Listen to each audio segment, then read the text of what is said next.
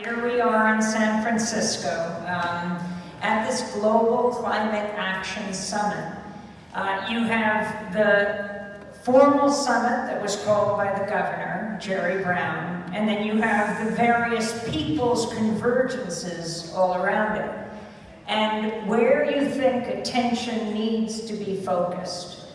On the one hand, you have, in the rest of the country, Jerry Brown, the governor, being seen as, well, the main green opposition to President Trump. But when you go to the streets, to the protests, so many people are talking about Governor Brown's support for fracking and his continued support for oil drilling.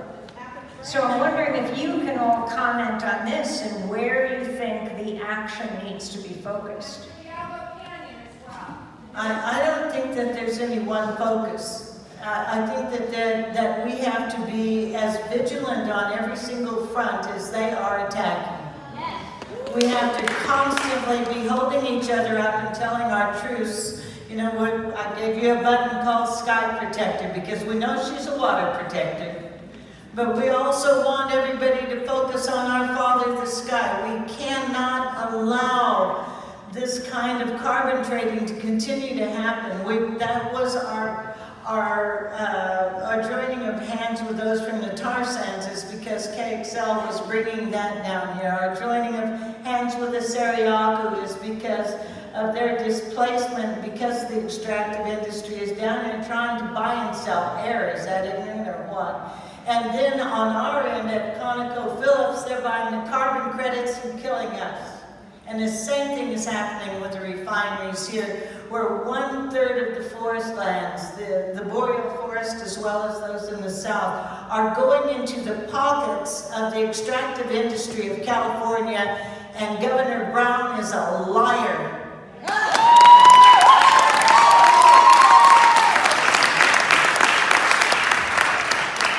What she said. But you know, the reality is we really should be focusing on ensuring that when we're moving forward in the climate movement, that we're not being duped by false solutions. You know, and especially ones that are rooted in systems that have led us to where we are today. Capitalism and colonialism are the root causes of climate change. Let's be real.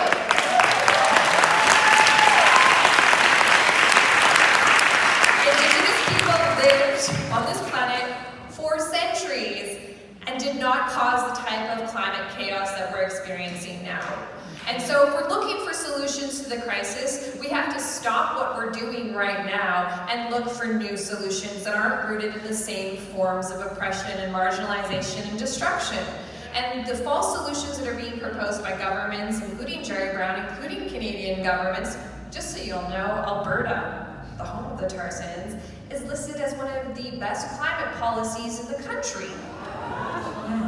Because we have a carbon tax and a cap on emissions that does nothing to actually decrease emissions. In fact, we're increasing emissions every single year, and we have no way of actually decreasing our emissions because we want to keep business as usual. And a part of that equation is carbon trading, carbon offsets, ecological offsets. Again, we're not the leaders. Jerry Brown, this summit, UNFCCC, they're looking at ways to commodify and allow business as usual to continue.